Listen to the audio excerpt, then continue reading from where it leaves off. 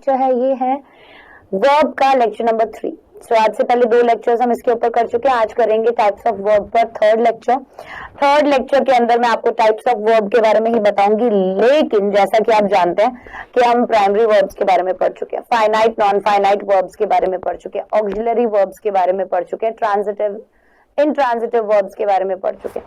सो अब हमारी बचती हैं इन्फिनेटिव्स।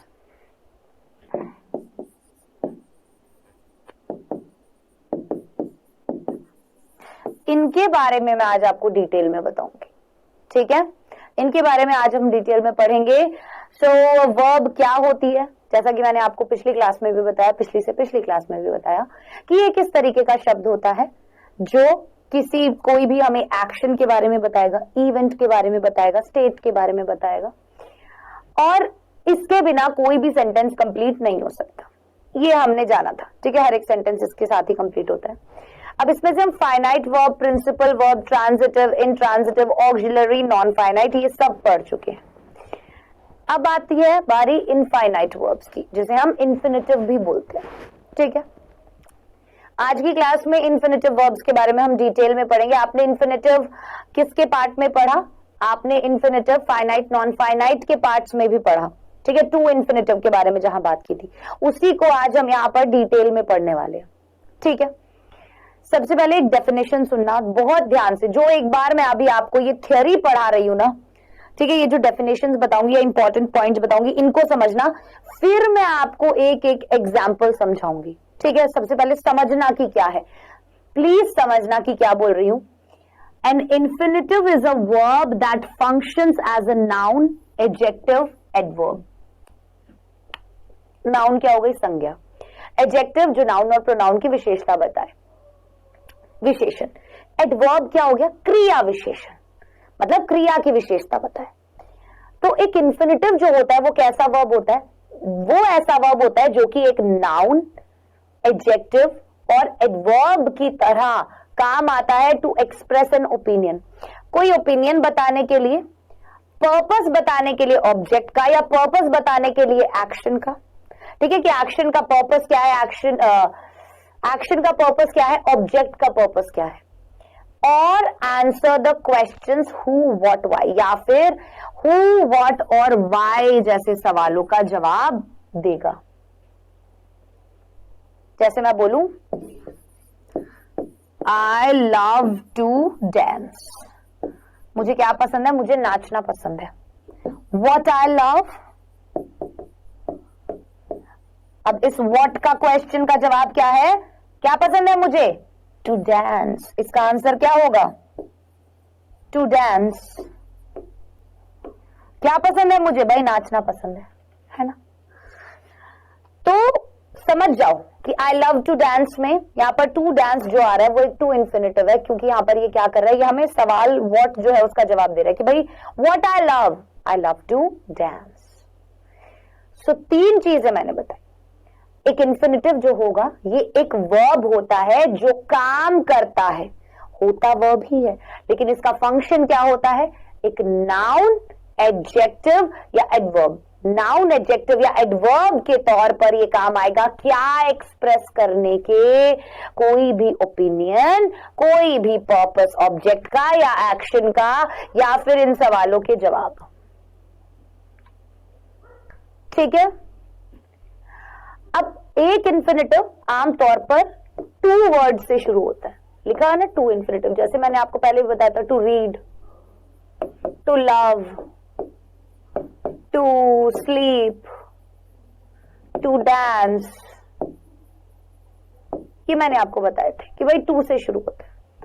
तो 2 लगेगा सबसे पहले, और उसके बाद बेस फॉर्म ऑफ वर्ब लगेगी।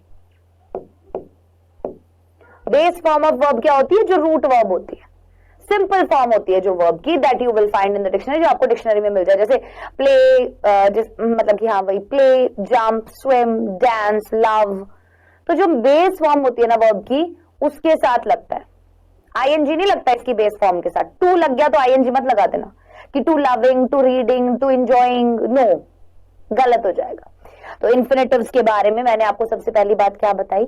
ये वर्ब होते हैं जो फंक्शन करते हैं नाउन, एडजेक्टिव और एडवर्ब की तरह, क्या एक्सप्रेस करने के लिए, उसका पर्पस, ओपिनियन, पर्पस किसका, ऑब्जेक्ट का, या फिर एक्शन का, या फिर ये जवाब देंगे व्हाट, व्हाई, व्हेन का।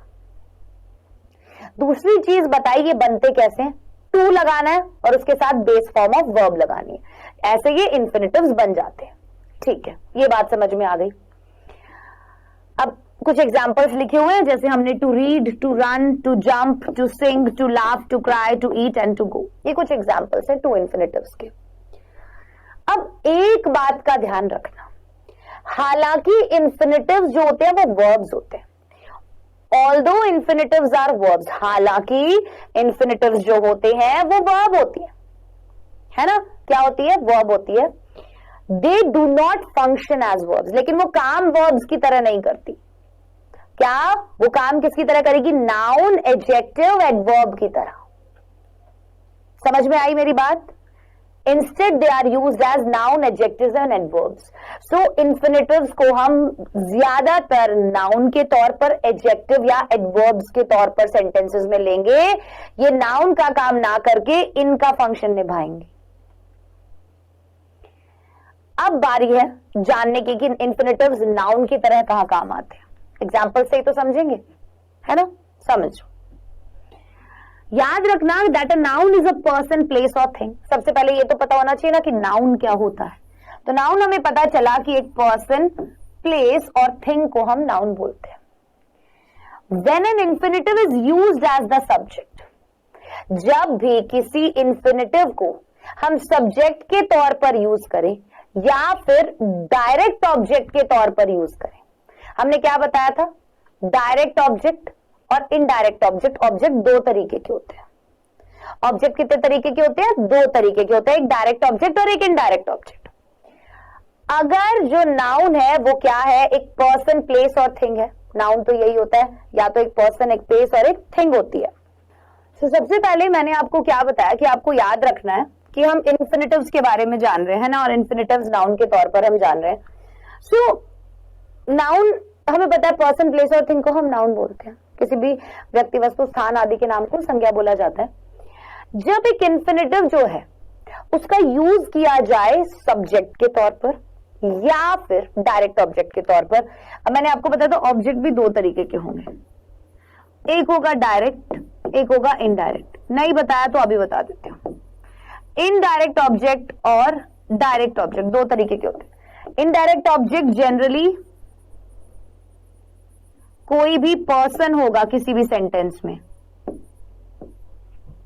है ना, और डायरेक्ट ऑब्जेक्ट कोई भी थिंग होगी, नॉन लिविंग चीज। ठीक है। अब the sentences subject performs the verb while the sentence's direct object receives the verb। क्या कहना चाह रहे हैं कि जब एक इंफिनिटिव जो है उसका इस्तेमाल करते हैं हम सब्जेक्ट के तौर पर या फिर डायरेक्ट ऑब्जेक्ट के तौर पर किसी भी सेंटेंस के अंदर, तो वो वहां पर एक नाउन का काम करता है। एग्जाम्पल से समझाऊंगी, अभी रुक जाओ। वो वहां पर एक नाउन का काम करता है, तो सेंटेंस का सब्जेक्ट परफॉर्म करेगा कौन, वर्ब। सेंटेंस का जो सब्जेक्ट है वो क्या परफॉर्म करेगा, वर्ब परफॉर्म करेगा। क्यों? क्योंकि हमने बोला कि इंफिनिटिव जो है वो यूज किया जाता है सब्जेक्ट के तौर पर या फिर डायरेक्ट ऑब्जेक्ट के तौर पर एक सेंटेंस में, और वो वहां पर नाउन का काम करता है। और सेंटेंस का जो सब्जेक्ट होगा वो कौन परफॉर्म करेगा, वर्ब परफॉर्म करेगा। वर्ब मतलब इंफिनिटिव। व्हाइल दी सेंटेंसेस डायरेक्ट ऑब्जेक्ट, जबकि जो सेंटेंस का डायरेक्ट ऑब्जेक्ट होगा वो रिसीव करेगा वर्ब को। तो हमने बोला ना दो तरीके से कि इंफिनिटिव जो है वो सब्जेक्ट और डायरेक्ट ऑब्जेक्ट के तौर पर एक सेंटेंस में काम आता है। अब सब्जेक्ट के तौर पर कब काम आएगा, परफॉर्म्स दी वर्ब, जब वो वर्ब की तरह परफॉर्म करेगा। जबकि सेंटेंस के अंदर डायरेक्ट ऑब्जेक्ट की जगह कब काम आएगा, जब वो वर्ब का एक्शन रिसीव करेगा। एग्जाम्पल से समझते हैं, बहुत बढ़िया तरीके से समझ में आएगा। देखो, आई लव टू स्लीप, ये हमारा एग्जाम्पल है। इस सेंटेंस के अंदर लव क्या है, लव क्या है इस सेंटेंस के अंदर, वर्ब है। लव क्या है इस सेंटेंस के अंदर? वर्ब है। हु और what receives the action of being loved? अब कौन रिसीव कर रहा है एक्शन ऑफ बीइंग लव्ड, मतलब प्यार। अब बोलो ना, आई लव टू स्लीप, मुझे सोना पसंद है। तो ये प्यार वाला जो एक्शन है, एक्शन क्या हो रहा है यहाँ पे, क्रिया क्या हो रही है? प्यार का होना। ये कौन रिसीव कर रहा है? कौन रिसीव कर रहा है? The infinitive to sleep. To sleep infinitive जो है उसके ऊपर प्रभाव पड़ रहा है कि भाई मुझे किस चीज से प्यार है? मुझे सोने से प्यार है। तो ये जो क्रिया है प्यार, ये किस चीज से हो रहा है प्यार? सोने से। आई लव टू स्लीप, मुझे पसंद है सोना। तो पसंद क्या है? सोना पसंद है। I love what? I love to sleep. तो वॉट का आंसर दे रहा है ना ये। What receives the action of being loved, मतलब कि ये जो एक्शन हो रहा है वर्ब, इसका प्रभाव किस पर पड़ रहा है? टू स्लीप पर, क्योंकि किस चीज को पसंद किया जा रहा है? सोने को पसंद किया जा रहा है। ये क्या बना देता है? This makes to sleep the direct object of the sentence. तो यहां पर ये जो टू स्लीप है ये डायरेक्ट ऑब्जेक्ट बन गया वर्ब का। और आपने देखा कि सेंटेंस के अंदर टू स्लीप जो है वो एक इंफिनिटिव है, टू इंफिनिटिव है, जो कि डायरेक्ट ऑब्जेक्ट का काम कर रहा है वर्ब की। यही बात यहां बोली जा रही थी कि आपको याद रखना है कि इंफिनिटिव किस किस तरीके से यूज किया जाएगा, सब्जेक्ट के तौर पर या डायरेक्ट ऑब्जेक्ट के तौर पर एक सेंटेंस के अंदर। It functions as a noun, ये एक नाउन की तरह काम करेगा। ठीक है। अब सेंटेंस का जो सब्जेक्ट है वो एक्शन परफॉर्म करेगा। सेंटेंस का जो सब्जेक्ट है, आई सब्जेक्ट है, ये एक्शन परफॉर्म कर रहा है प्यार करने का। जबकि जो सेंटेंस का डायरेक्ट ऑब्जेक्ट होगा, इस सेंटेंस का डायरेक्ट ऑब्जेक्ट क्या है? To sleep. ये क्या कर रहा है? इस वर्ब के एक्शन को रिसीव कर रहा है। टू स्लीप क्या है? आई सब्जेक्ट है, ये काम कर रहा है। क्या काम कर रहा है? पसंद करने का, प्यार करने का। क्या प्यार करने का? सोना। तो ये जो काम हो रहा है इसका प्रभाव सोने के ऊपर पड़ रहा है। तो ये टू स्लीप एक डायरेक्ट ऑब्जेक्ट है और यहां पर टू इंफिनिटिव के तौर पर है। तो हमने यही बात आपको समझाई थी कि भाई सेंटेंस में सब्जेक्ट जो है वो परफॉर्म करेगा, परफॉर्म्स दी वर्ब। तो वर्ब परफॉर्म कर रहा है, मतलब आई जो है वो यहां पर काम कर रहा है। क्या काम कर रहा है? वर्ब। लव वर्ब जो है उसको वो काम कर रहा है वो। और डायरेक्ट ऑब्जेक्ट जो है वो रिसीव कर रहा है वर्ब का एक्शन। अब in this case the infinitive functions as a noun. यहां पर इंफिनिटिव जो है वो नाउन की तरह काम कर रहा है। टू स्लीप वर्ब की तरह काम थोड़ी कर रहा है। यहां पर हमने क्या बोला था कि जो भी इंफिनिटिव्स होंगे वो नाउन, एडजेक्टिव और एडवर्ब की तरह काम करेंगे, ना कि वर्ब की तरह। इस सेंटेंस में क्या ये वर्ब की तरह यूज हो रहा है? नहीं, ये वर्ब तो लव है, यहां पर ये एक नाउन की तरह यूज हो रहा है। डायरेक्ट ऑब्जेक्ट क्या होगा? नाउन होगा। दैट एक्सप्रेसेस एन ओपिनियन, जो कि एक ओपिनियन बता रहा है। जैसे it could be replaced with a person. अब हम यहाँ पर टू स्लीप को रिप्लेस कर सकते हैं किसी और चीज से। I love Rahul, I love Vipul, I love मतलब pizza, I love cricket, I love this, I love that. आप कुछ भी बोल सकते हैं, राइट? आई बात समझ में? कंफ्यूज नहीं होना, वापस से एक बार समझाती हूं, देखो मेरी बात। एक सेंटेंस है, आई लव टू स्लीप, है ना? मैंने आपको बताया कि जो टू इंफिनिटिव होगा ये एक वर्ब का फॉर्म है, टाइप है। ठीक है, मैंने आपको बताया ये वर्ब का टाइप है। किसी भी टू इंफिनिटिव को आप कैसे बनाओगे? टू लगाओगे और फिर बेस फॉर्म ऑफ वर्ब लगाओगे। लगा दिया आपने। अब ये टू इंफिनिटिव जो होता है ना, ये सेंटेंस के अंदर ये होता वर्ब है, लेकिन ये सेंटेंस के अंदर नाउन, एडजेक्टिव और एडवर्ब का काम करता है। किसी भी सेंटेंस के अंदर अगर सब्जेक्ट जो है वो काम कर रहा है, वो वर्ब परफॉर्म कर रहा है। वर्ब परफॉर्म कर रहा है मतलब जो भी क्रिया दी हुई है वो कर रहा है, उसका प्रभाव जिस चीज के ऊपर पड़ रहा है वो क्या कहलाएगा? डायरेक्ट ऑब्जेक्ट कहलाएगा। यहां पर जो डायरेक्ट ऑब्जेक्ट है वो एक टू इंफिनिटिव है, क्योंकि वो एक नाउन है, राइट। यहां पर टू स्लीप जो है वो कोई क्रिया नहीं हो रही, वो एक चीज है जो सब्जेक्ट को पसंद है।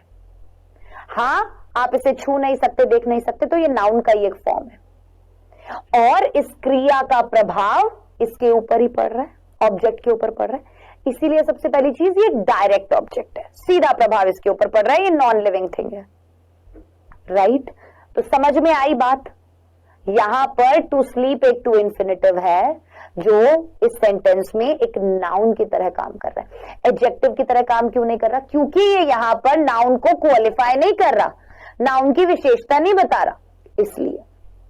दूसरी चीज, यहां पर ये एक एडवर्ब की तरह काम क्यों नहीं कर रहा? क्योंकि ये यहां पर क्रिया की भी विशेषता नहीं बता रहा, ठीक है। अब आ गई बात समझ में? चलो, to help others is so important. दूसरों की मदद करना बहुत ज्यादा इंपॉर्टेंट है। हमारे पास यहां पर वर्ब क्या है? इज। हमारे पास यहां पर वर्ब क्या है? इज वर्ब है। अब क्या चीज है जो बहुत इंपॉर्टेंट है? व्हाट और हु इज इंपॉर्टेंट। क्या चीज है जो इंपॉर्टेंट है? To help. तो व्हाट और हु का जवाब क्या निकल कर आ रहा है? टू हेल्प आ रहा है ना। तो टू हेल्प यहां पर इंफिनिटिव जो है वो इनका जवाब है। अब इस केस में जो टू इंफिनिटिव है ये सेंटेंस का सब्जेक्ट है, राइट। क्यों? क्योंकि हमें क्या पता चल रहा है? सब्जेक्ट का कैसे पता चलता है? सब्जेक्ट, प्रेडिकेट और ऑब्जेक्ट आपने पढ़े होंगे, सब्जेक्ट और प्रेडिकेट पढ़ा होगा। तो किसी भी सेंटेंस में अगर हमें सब्जेक्ट जानना है तो हम व्हाट, हु, व्हेन ये वाली चीज पूछ लेते हैं, व्हाट और हु पूछ लेते हैं। तो जब भी हम ये सवाल कर ले और उसका जवाब जो हो वो हमारा सब्जेक्ट होता है। अब इस सेंटेंस के अंदर to help others is so important. अब यहां पर टू हेल्प जो है वो क्या हो गया? टू इंफिनिटिव है, लेकिन ये यहां पर सेंटेंस के सब्जेक्ट की जगह काम कर रहा है। इसका मतलब infinitive functions as noun is this sentence. तो सब्जेक्ट क्या होता है? नाउन होता है, प्रोनाउन होता है, ठीक है। तो इस सेंटेंस के अंदर टू इंफिनिटिव जो है वो सेंटेंस के नाउन की तरह काम कर रहा है, लेकिन ये रखा हुआ सब्जेक्ट की जगह है। पिछले वाले में ये ऑब्जेक्ट की जगह रखा हुआ था, तो चाहे ऑब्जेक्ट की जगह हो चाहे सब्जेक्ट की जगह हो ये नाउन की तरह काम करेगा, वर्ब की तरह फंक्शन नहीं करता। होता वर्ब है लेकिन काम वर्ब का नहीं करता। I really need to eat something. I really need to eat something. इस सेंटेंस में वर्ब क्या है? नीड। वर्ब क्या है? नीड। नीड वर्ब है। हु और व्हाट डू आई नीड? क्या चाहिए? आई को क्या चाहिए? टू ईट समथिंग, वो कुछ खाना चाहता है, तो टू ईट इंफिनिटिव उसे चाहिए, है ना। टू ईट यहां पर क्या है? डायरेक्ट ऑब्जेक्ट है नीड का। नीड का क्या है? डायरेक्ट ऑब्जेक्ट क्या है? To eat. I really need to eat something, कुछ चीज। तो यहां पर टू ईट क्या है? डायरेक्ट ऑब्जेक्ट है, क्योंकि ये एक्शन को रिसीव कर रहा है। जो एक्शन को रिसीव करता है वो डायरेक्ट ऑब्जेक्ट होता है, और जो दूसरा होता है वो इनडायरेक्ट ऑब्जेक्ट होता है। This is an example of infinitive being used as a noun. तो ये यहां पर एक नाउन की तरह यूज हो रहा है या नहीं हो रहा है? क्योंकि वर्ब का जो प्रभाव पड़ रहा है वो इसके ऊपर ही पड़ रहा है। रियली नीड टू ईट, मुझे कुछ खाना है, ठीक है। ये बात आ गई समझ में? We can not play until we find a ball to throw. हम नहीं खेल सकते कब तक? जब तक हमें एक बॉल नहीं मिल जाती फेंकने के लिए। अब यहां पर टू थ्रो इस सेंटेंस के अंदर इसका पर्पस क्या है? वी कैन नॉट प्ले, हम खेल नहीं सकते until we find a ball to throw, जब तक हमें एक बॉल नहीं मिल जाती फेंकने के लिए। यहां पर टू थ्रो का पर्पस क्या है? ये क्या डिस्क्राइब कर रहे हैं? हमें बॉल के बारे में डिस्क्राइब कर रहा है कि नहीं कर रहा है? उसे क्या क्या कह रहा है? वो हम नहीं खेल सकते कब तक? जब तक हमें बॉल नहीं मिल जाती। किस चीज के लिए? फेंकने के लिए। फेंकी क्या जाएगी? बॉल। तो यहाँ पर ये टू थ्रो जो है ये क्या कर रहा है? ये नाउन अ बॉल को डिस्क्राइब कर रहा है। So we do not need just any ball, हमें केवल कोई भी बॉल नहीं चाहिए। We need a ball to throw, हमें एक बॉल चाहिए फेंकने के लिए, ऐसी कोई भी बॉल नहीं चाहिए। सो इन्फिनेटिव यहां पर एक एडजेक्टिव की तरह यूज हुआ, नाउन की तरह पहले यूज हो रहा था, अब यहां पर टू थ्रो एक एडजेक्टिव की तरह यूज हुआ। क्यों?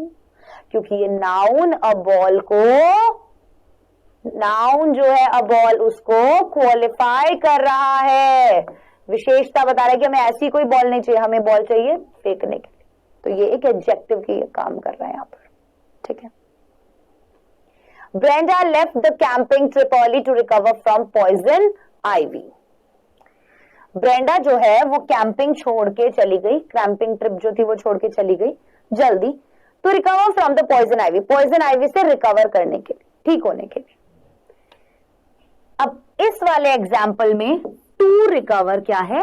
इन्फिनेटिव है।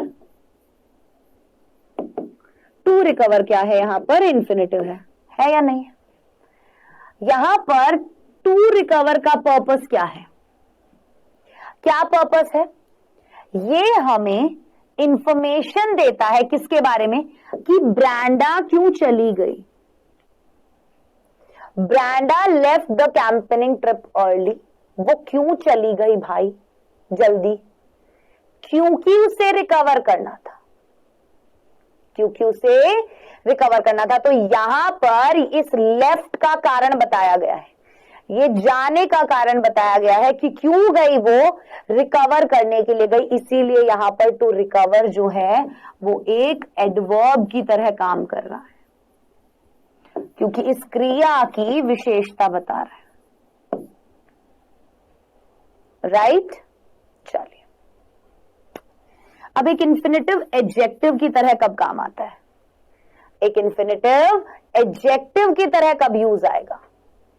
तो देखो, एडजेक्टिव क्या होता है? जो नाउन या प्रोनाउन की विशेषता बताता है, वर्ड दैट मॉडिफाइज और डिस्क्राइब्स नाउन, राइट?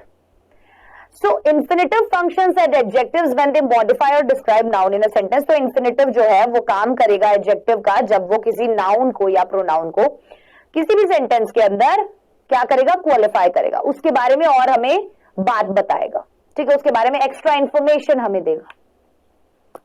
एग्जाम्पल समझना, Joel wants a book to read. Joel को क्या चाहिए? एक किताब चाहिए। किस चीज के लिए? पढ़ने के लिए। किताब यहां पर क्यों चाहिए? पढ़ने के लिए चाहिए, है ना?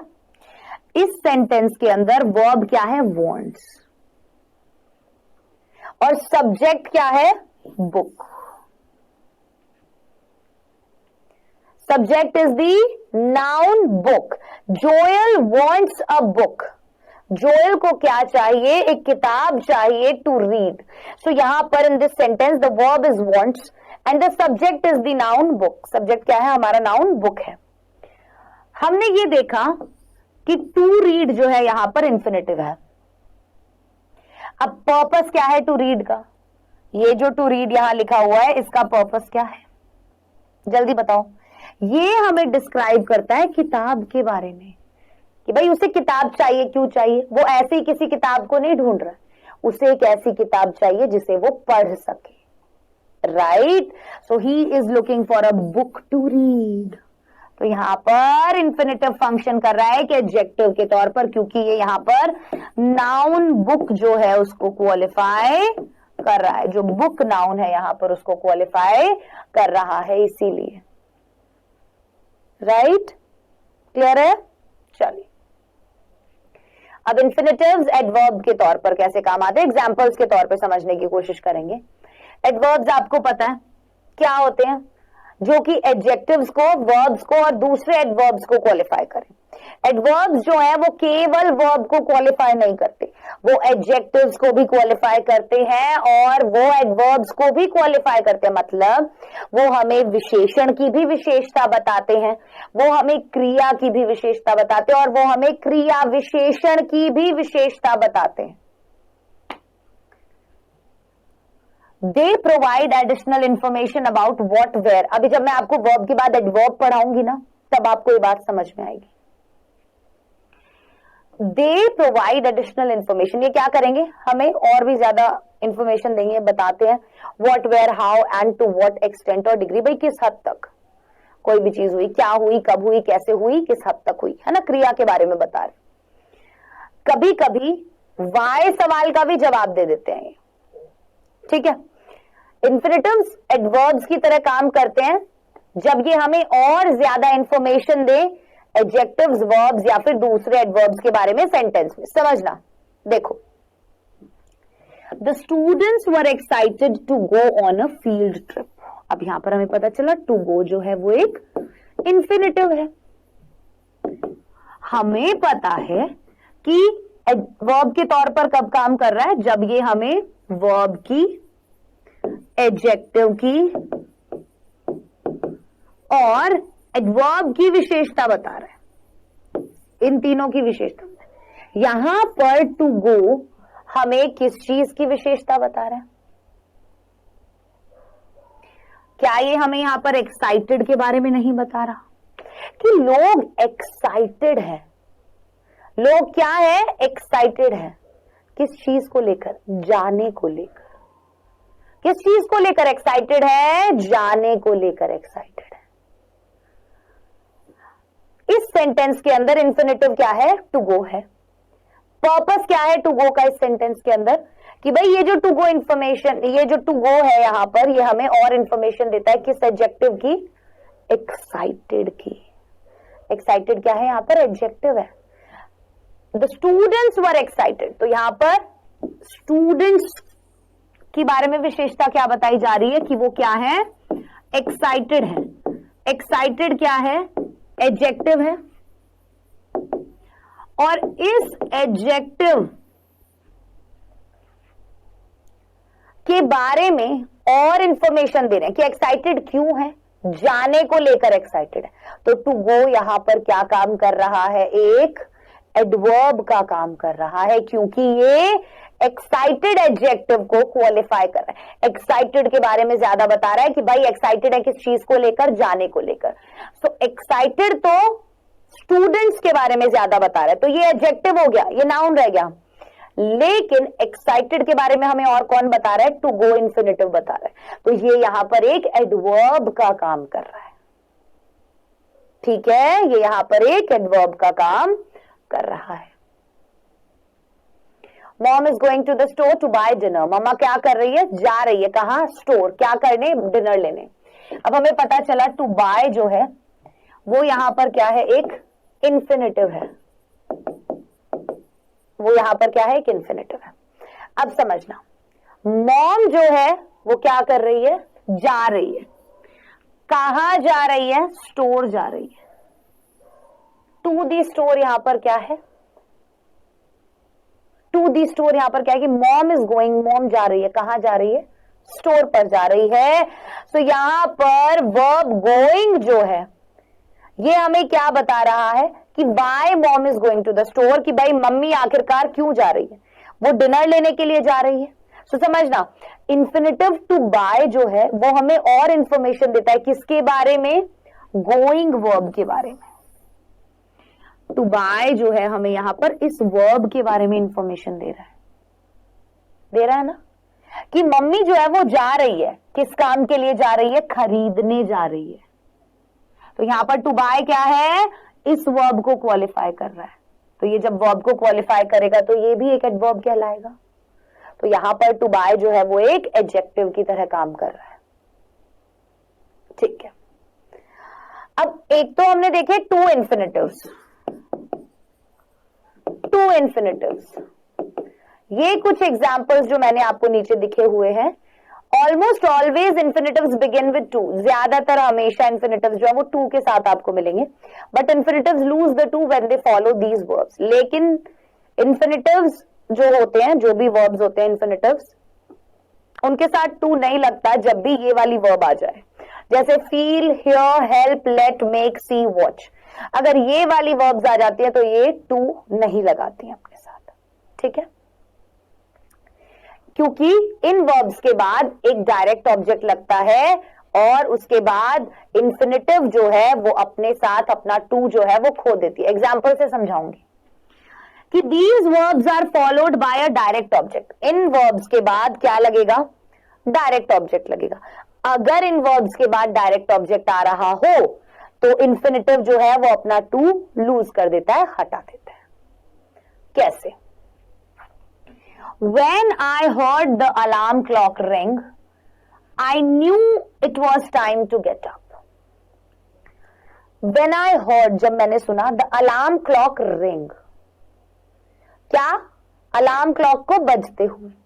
I knew, मैं जानता था, it was time to get up, क्या है? ये समय उठने का है। इस सेंटेंस के अंदर heard वर्ब जो है उसके बाद डायरेक्ट ऑब्जेक्ट अलार्म क्लॉक लिखा हुआ है, लिखा हुआ है ना, When I heard the alarm clock। तो यहां पर heard के बाद क्या लिखा हुआ है? अलार्म क्लॉक लिखा हुआ है। यहां पर हमने क्या बताया था? ये वाली वर्ब्स पर ही होता है ये अप्लाई, बाकी पे नहीं। Feel, hear, help, let, make, see, watch, इनके बाद जब भी एक डायरेक्ट ऑब्जेक्ट आ जाए, अलार्म क्लॉक आ गया यहां पर, तो हमने रिंग के साथ टू नहीं लगाया, तो हमने रिंग के साथ टू नहीं लगाया। यही चीज मैंने यहां पर लिखी हुई है।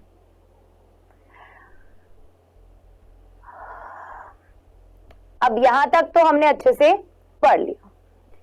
अब यहां पर आपको जो स्लाइड दिख रही है, तो हमने जो पिछली क्लास में पढ़े थे कुछ मॉडल ऑक्सिलरी वर्ब्स, उनके बारे में बताने की कोशिश की गई थी कि ग्रैंड माँ जो है वो आ सकती है। तो मॉडल ऑक्सिलरी वर्ब्स जो है, रिवाइज कर लीजिए इस चीज को थोड़ा सा, कि मॉडल ऑक्सिलरी वर्ब्स जो होती है उनका यूज कहाँ किया जाता है? उनका यूज किया जाता है जब आपको कोई भी पॉसिबिलिटी या फैक्ट बताना हो, साथ साथ उसकी वर्ब की फर्स्ट फॉर्म का इस्तेमाल किया जाता है उसके बाद, और इनकी कोई भी 5 फॉर्म्स नहीं होती।